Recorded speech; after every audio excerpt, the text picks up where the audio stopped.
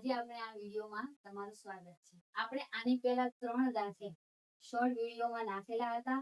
જો તમને ખબર ના પડે તો પહેલા એ વિડીયો જોજો, જેથી તમને દાખલામાં ખબર પડે. હવે આપણે આગળ જોઈશું. તેના પહેલા આપણે થોડું ઘણું ફરીથી રિવાઇઝ કરી લઈએ કે જ્યારે પણ શૂન્ય શોધવા હોય ત્યારે px બરાબર શું મૂકી દેવાનું? શૂન્ય. હવે px બરાબર શૂન્ય મૂકીએ એટલે આપણે કિંમત કોને શોધવાની છે? તો કિંમત આપણે x ની શોધવાની છે. તો px ની જગ્યાએ બીજો શૂન્ય મૂકી દેવાનું.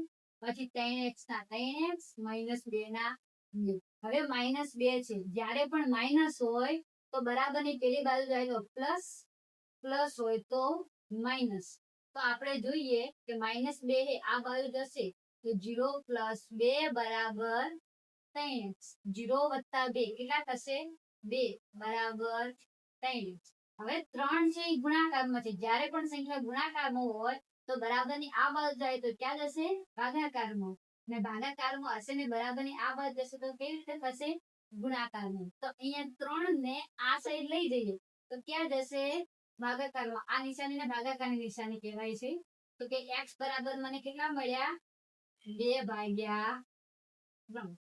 આ જ રીતે આપણે પાંચમો દાખલો જોઈએ. પાંચમો દાખલો સૌથી સહેલો દાખલો છે. જો આમાં પૂછાય તો આપણને 1 માર્ક્સ રોકડા મળે. કઈ રીતે? તો કે પહેલા તો કે px બરાબર શું મૂકી દેવાનું? 0. તો px ની જગ્યાએ 0 બરાબર 3x. હવે 3 ગુણાકારમાં છે. આ બાજુ જાય તો ભાગાકારમાં.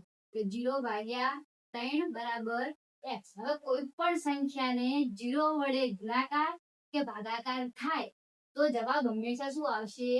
0. તો x બરાબર મને શું મળ્યું? 0. જે આગળ શું છે? આ જ રીતે છઠ્ઠો દાખલો જોઈએ.